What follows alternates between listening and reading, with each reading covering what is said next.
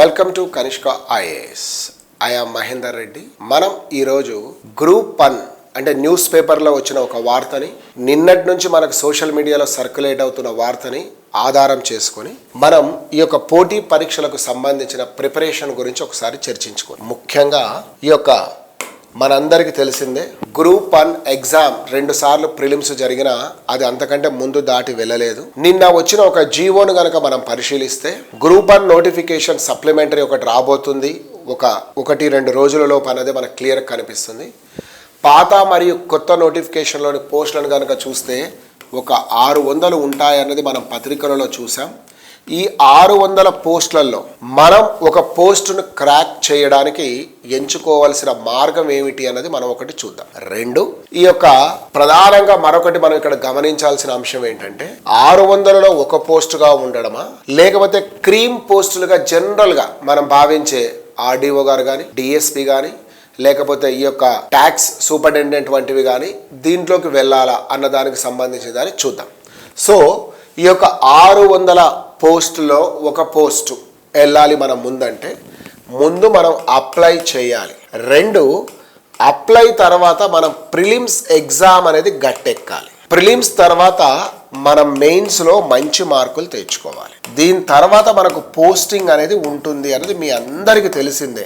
కానీ అప్లై చేయడంతో మనకు ఉద్యోగం వచ్చినట్టుగా భావించజాలం. కానీ ప్రిలిమ్స్ ఎగ్జామ్ పాస్ కావడం అనేది ఒక పెద్ద శ్రమతో, టాస్క్తో కూడుకున్నది ఈ రోజుల్లో. ఎందుకు అంటే చాలా రోజులుగా చాలా మంది అభ్యర్థులు ఈ ప్రిపేర్ అయి ఉన్నారు. ఒక రకంగా అభ్యర్థి తన యొక్క శక్తి సామర్థ్యాలను గుర్తించడం కోసం, పరీక్షకు ఎంత మేరకు తను ప్రిపేర్ అయి ఉన్నాడు అన్నదాన్ని తెలుసుకోవడం కోసం ఏం చేస్తాడు అభ్యర్థి అంటే కొన్ని మాక్ టెస్ట్లు రాస్తాడు. లక్కీగా జరిగింది ఏంటంటే ఈ తెలంగాణ పబ్లిక్ సర్వీస్ కమిషన్ 2 మార్కులు పెట్టింది. ఓ రకంగా 2 సార్లు ప్రిలిమ్స్ పెట్టి, కాబట్టి అట్లా 2 సార్లు ప్రిలిమ్స్ రాసిన వాళ్ళు, గతంలో గ్రూప్ 2, గ్రూప్ 1 జాబ్ కొట్టి ఉన్నవాళ్ళు, లేదా టీచర్స్ అంటే ఏదో ప్రభుత్వ ఉద్యోగంలో ఉన్నవాళ్ళు, సివిల్స్ రాసి ఉన్నవాళ్ళు, మరియు నూతన అభ్యర్థులు, వీళ్ళందరూ ఇప్పుడు ప్రిలిమ్స్ గట్టెక్కడం అనేది ఫస్ట్ ప్రియారిటీ. ప్రిలిమ్స్ ను మనం ఖచ్చితంగా పాస్ అవ్వాలి అంటే ఏం చేయాలి అన్నదానికన్నా చూస్తే, మొట్టమొదటగా మనకు సిలబస్లో ఉన్న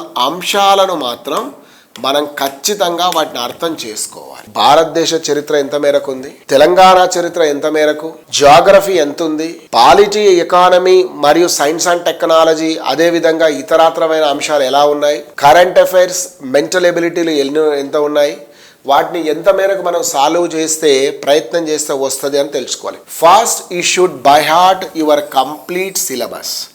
ఎవరైతే సిలబస్ను పూర్తిగా అర్థం చేసుకుంటారో వాళ్ళు కరెక్ట్.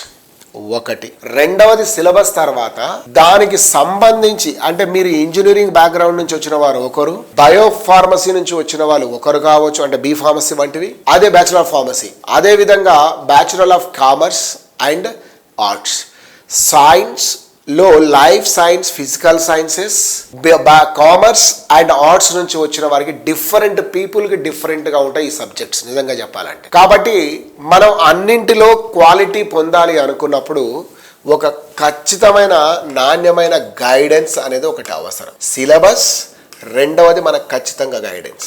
ఈ గైడెన్స్ని మనం ఏమంటున్నాం అంటే కోచింగ్ అనే పేరుతో పిలుస్తున్నాం. ఈ కోచింగ్ అనేది ఎక్కడ మనకు బాగా క్వాలిటీగా దొరుకుతుంది అన్నది ఒక సూత్రం గుర్తుపెట్టుకోవాలి. 100లో ఒకరిగా ఉండాలా, 100లో ఒకరిగా ఉండాలా అనేది. So if you are in 100, definitely you are going to be crack that one. But you are in the mass, in a group, no guarantee. కాబట్టి క్వాలిటీ గురించో చూద్దాం. మనం తాళ విత్తనాలు కాదు, పంటకు ఉపయోగపడే విత్తనాల గురించి మనం ఆలోచించుకోవాలి ఇక్కడ. సో ఈ గైడెన్స్ అనేది ఖచ్చితంగా ఒక మంచి కావాలి. తర్వాత దానికి సంబంధించిన material, where is this material, what is that material, అసలు ఈ మెటీరియల్ ఏమిటి, అది ఎక్కడ దొరుకుతుంది, ఎక్కడా దొరకదు. మీరు తెలుగు అకాడమీ లేదా సంబంధిత సిలబస్ ఆధారంగా స్టాండర్డ్ ఏవైనా పుస్తకాలను సేకరించుకొని చదవడమే. ఈ 2 అనేటివి మీకు కరెక్ట్గా జోడెడ్లలాగా కొనసాగాలి. గైడెన్స్, మెటీరియల్ అనేటివి 2 ఒక బ్యాలెన్సింగ్గా కనుక పోతే నిజంగా ఒక ఎడ్ల బండి చక్రాలు ఎట్లా అయితే తిరుగుతాయో, లేదా కారుకు వీల్స్ ఏ విధంగా అయితే మిమ్మల్ని ముందుకు తీసుకెళ్తా గమ్యం చేర్చడానికి, ఇవి చాలా ఉపయుక్తంగా ఉంటాయి. తర్వాత ఈ యొక్క టెస్ట్లు రాయడము అనేది కూడా ఒకటి ఉండాలి. ఎప్పుడెప్పుడే మనని మనం సమీక్షించుకోవాలి. ఎంత మేరకు మనం ప్రిపేర్ అవుతున్నాము అన్నది, మనం ఎక్కడ వీక్ ఉన్నామన్నది. కొన్నిసార్లు మనం ఒక 100 క్వశ్చన్స్ సంబంధించిన క్వశ్చన్ పేపర్ని అటెంప్ట్ చేస్తే కేవలం 30 మనకి కరెక్ట్ అవ్వచ్చు, 70 నెగిటివ్ అవ్వచ్చు. మరొక టెస్ట్లో మనకు 70 కరెక్ట్ అవ్వచ్చు, 30 తప్పవచ్చు. కాబట్టి 30 వచ్చినప్పుడు కృంగిపోవద్దు, 70 వచ్చినప్పుడు అతిగా కూడా మనం ఊహించుకోవడానికి అవకాశం ఇవ్వద్దు. సో ఆ అవకాశం ఇవ్వకుండానే మన ప్రిపరేషన్ కొనసాగాలి. నిండుకుండా ఎప్పుడు తొలకదు అంటాం కదా. సో ఖాళీగా ఉన్నాకే ఎక్కువగా ఎగిరి పడుతున్నట్టుగా కాకుండా నిజంగా మంచి నాలెడ్జ్ తోటి మనం వెళ్ళే ప్రయత్నం కనుక చేస్తే అప్పుడు మనం ఈ యొక్క మెయిన్స్ క్వాలిఫై అవుతాం. రైట్, ఇప్పుడు నోటిఫికేషన్ అనేది ఫిబ్రవరి మాసంలో కనుక ఉంటే మనకు దాదాపుగా మే లోపైతే ఎగ్జామ్ జరిగే అవకాశం లేదు. అంటే స్కూల్స్ రీఓపెన్ అయిన తర్వాతనే ప్రిలిమ్స్ ఎగ్జామ్కు అవకాశం ఉంది అని చెప్పుకోవచ్చు. రైట్, సో ఇప్పుడు మనం కొత్త వారిని కానీ పాత వారికి ఇద్దరికి ఒకటే అయ్యింది ఎగ్జామ్. ఇప్పుడు ఎట్లా అయిందంటే కొంత అడ్వాంటేజ్ ఓల్డ్ స్టూడెంట్ సీనియర్ స్టూడెంట్కి ఉండొచ్చు, కానీ వాస్తవంగా ఈ ఎగ్జామ్స్ గ్యాప్ రావడం వల్ల ప్రిపరేషన్లో సీరియస్నెస్ లేదనేది ఖచ్చితంగా. ఎందుకంటే జనరల్గా రోజుకు నేను కొన్ని కాల్స్ పాత విద్యార్థులు కాల్ చేసి సార్ ప్రిపరేషన్ మళ్ళీ లేదు, ఎప్పుడు వస్తుందో, ఎప్పుడు ఎగ్జామ్ ఉంటుందో, ఇదా అదా అన్నది పటాపంచలు అయిపోయింది ఈ రోజుకి. ఎందుకంటే రాబోతుంది నోటిఫికేషన్ అనేది మనకు తెలిసిపోయింది. It is very clear. ఇంకా దాని గురించి మనం పెద్దగా ఆలోచించాల్సిన అవసరమే మనకు కనిపించడం లేదు.